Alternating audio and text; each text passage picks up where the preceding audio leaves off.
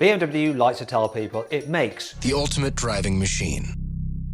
Obviously that's just marketing speak, but it is sort of true. Their cars are good to drive, especially the high performance M versions.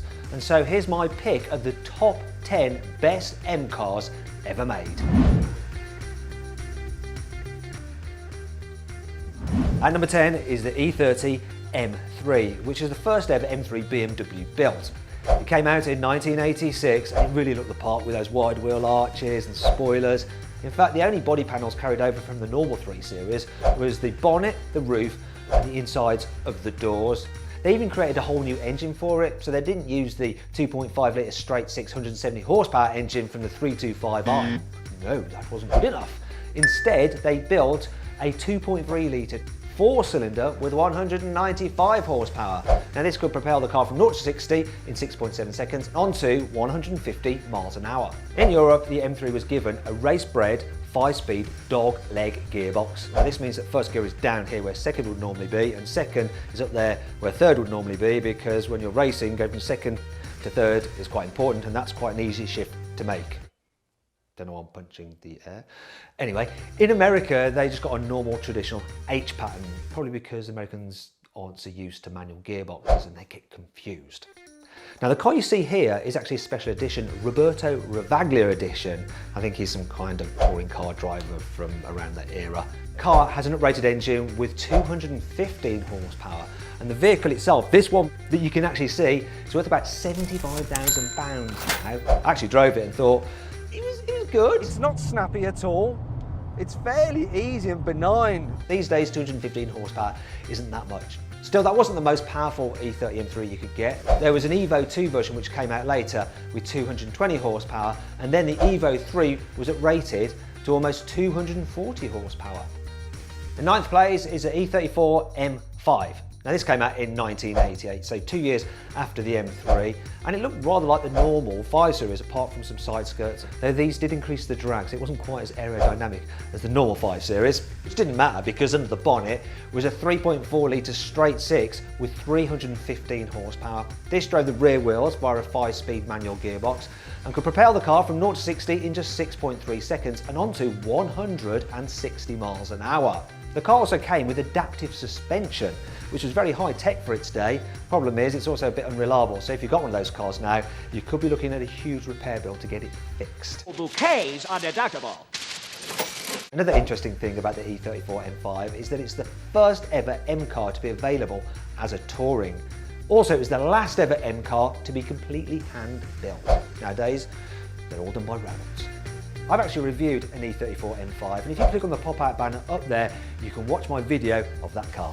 Back in the 70s, BMW had an affair with Lamborghini, the dirty sausages. Though to be fair, Lamborghini does get about as well. It was owned by Chrysler, and now it's in bed with Audi, isn't it?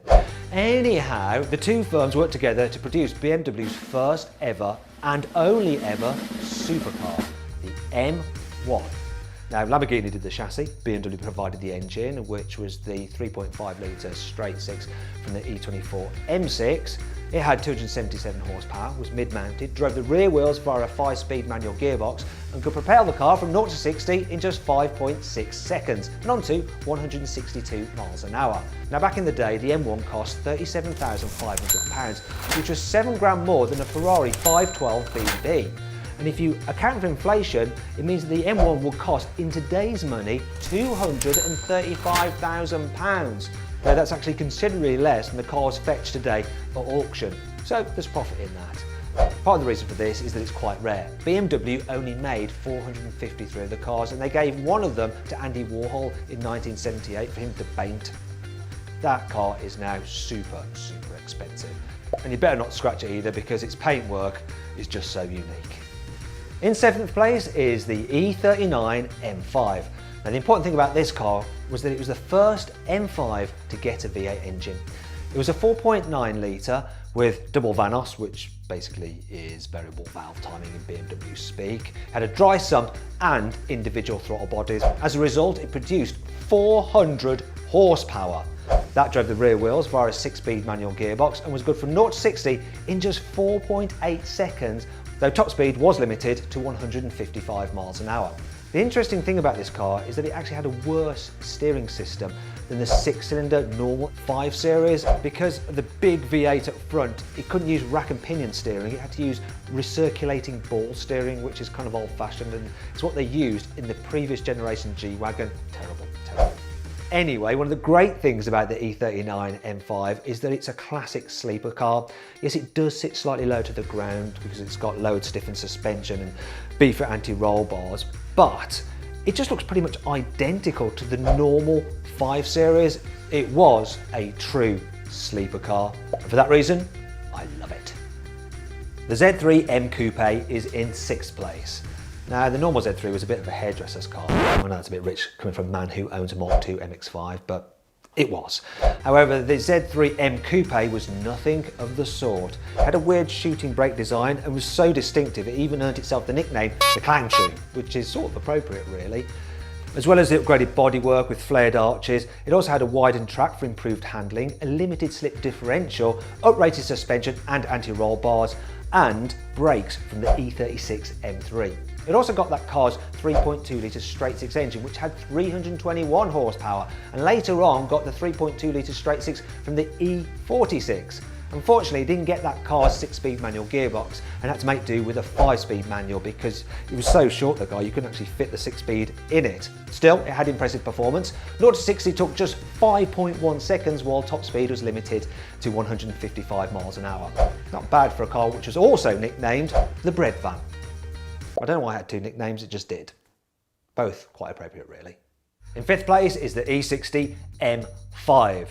This car's party piece is, of course, its fabulous Formula 1 derived V10 5 litre naturally aspirated engine. It is glorious. In normal mode, it will produce a rather healthy 400 horsepower, but if you press the power button, it will give you a full 500 horsepower. Now that's good to propel the car from 0 to 60 in just 4.7 seconds, and if you pay to have the speed limiter removed, it will go on from 155 miles an hour all the way up to 190, which is insane for a family car. It also sounds awesome as well. Have a listen to this. Glorious, isn't it? What's not so glorious though is some of the problems this car has. You see, it can throw a rod bearing, and if it does that, you're looking at massive repair bills because it could write off the engine. Then there's problems with the automatic gearbox and the pumps which power it. They can be costly to replace as well. In fact, the car can be a bit of a money pit. Annoying thing about it is that in Europe, we only got the automatic gearbox. It's a robotised manual, a single clutch, SMG with 6 speeds, and it's really jerky when you drive it. For some reason though, in America, they got a manual version. Why? Another interesting thing about the M5 is that you could also get it as a touring. They're rarer, but they're undoubtedly cooler. Now, if you'd like to watch my review of the E60 M5, click on the pop-out banner up there in the top right-hand corner of the screen to watch the video. The 1M Coupe is in 4th place. So this was the first time the 1 Series got the M treatment. Though interestingly, it didn't actually get a proper M engine. Instead, it used the normal 3 litre twin-turbo straight six from the Z4, though with 340 horsepower, it was still quick enough. So that drove the rear wheels via a 6-speed manual gearbox and could propel the car from 0 to 60 in just 4.9 seconds and on to 155 miles an hour. However, underneath the skin, the 1M was a proper M car. In fact, it was almost identical to the E92 M3. It used that car's brakes, suspension, suspension control arms, rear subframes, and rear limited slip differential. As a result, it was a bit of a beastie to drive, because when you combine that setup with the power and the short wheelbase, you got a car which was pretty twitchy on the limit and did like to go sideways very, very quickly, especially if you press the M button on the steering wheel, because then you've got an extra 50 Newton meters of torque for lighting up those rear tyres. Now we come to the countdown of the top 3 best M cars ever, and in 3rd place is the current M8 competition. So back in the 90s, BMW actually tried to develop a V12 M8, but that never happened, and we had to wait until now to get an M8. And it has a 4.4 litre twin-turbo V8, and in the case of the competition, this produces 625 horsepower.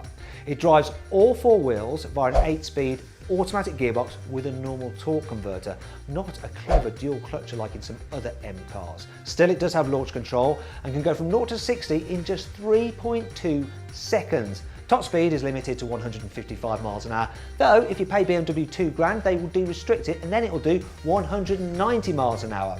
If you want to, you can press a button to put the car from 4-wheel drive into 2-wheel drive mode, so you can do massive skids. Good if you're on track, though this is not really a track car. It weighs almost 2 tons, so it is rather heavy. If you want to see just how quick the new M8 competition is, then click on the pop-out banner up there in the top right-hand corner of the screen to watch it destroy a Ferrari in a drag race. This just goes! In second place is the M635 CSI, also known as the M6 in America, which is a much more sensible name for it. So it was released in 1983 and it used the same 3.5 litre straight six from the M1 supercar, only tuned up slightly, so it now had 286 horsepower. So this could propel the car from 0 to 60 in 6.2 seconds and onto a top speed of 158 miles an hour. The car was based on the normal E24 6 Series, so it had that beautiful sharp nose look. Though at the front it also had a splitter, whereas at the back it had some deeper bumpers and a little spoiler and that centrally mounted exhaust, which I really like the look of. Underneath the skin though, it was quite different. So it had a rated suspension and brakes, a stronger chassis and a beefed up gearbox to cope with the extra performance from the engine. To me, this is one of the best looking BMWs ever, and you can still get them now in good condition for £50,000, which I actually think is a bit of a bargain. So go snap one up if you can afford it. At last, we come to the very top of the pile, the #1 best ever M car, and I can reveal it is the E46 M3 CSL. Now the normal E46 M3 is a pretty blooming decent car, but BMW made it even better for this limited edition version. So they stripped out a load of weight, fitted lighter windows, composite body panels, a carbon fibre roof, and they reduced the weight by 110 kilos to 1,385 kilos. That obviously helped improve the performance, as did an uprated 3.2 litre naturally aspirated straight six petrol engine, which now delivered 360 horsepower thanks to retuned internals and a more aggressive cam profile. Also, the car had a carbon fibre airbox, and as a result, it sounds absolutely awesome.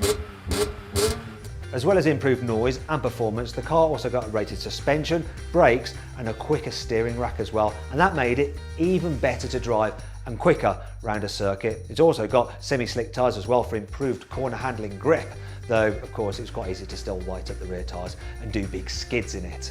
The M3 CSL is an absolutely gorgeous car. The only fly in the ointment is a 6-speed robotised manual SMG automatic gearbox, which is just a little bit clunky. No wonder many owners actually convert them to manuals. Now if you fancy buying an E46 M3 CSL, they are quite rare, less than 1,400 were made. As a result, they hold their value very well. You're looking at easily over 50 grand for a decent one. Now if you'd like to see an E46 M3 go up against other generations of M3, click on the pop-out banner up there in the top right hand corner of the screen to watch my comparison drag race and review video. I hope you enjoyed the video. If you did, please give it a like. Also, let us know what you think of our list. Did we get it right? Do you agree with it? Maybe you have a better running order. In fact, if you have, let me know it in the comments below. Or let me know of any important M cars you think we missed out and should be on the list. I'll be checking out your comments and see if I agree with them. Now, if you want to watch some more videos involving M cars, click on the windows below. And if you click over there, you can download the new CarWow app. And that'll let you do things like watch our videos, compare reviews, check out the best deals on any new car, and also use our special car valuation tool when you can use the camera on your phone to read the number plate of any car and you'll get a valuation back on it. You may as well download it, it's free. Also, below the video, there's a carousel of our new range of merchandise, so you can get hoodies and t-shirts with CarWow on them and some other logos. Go check them out. Thanks for watching.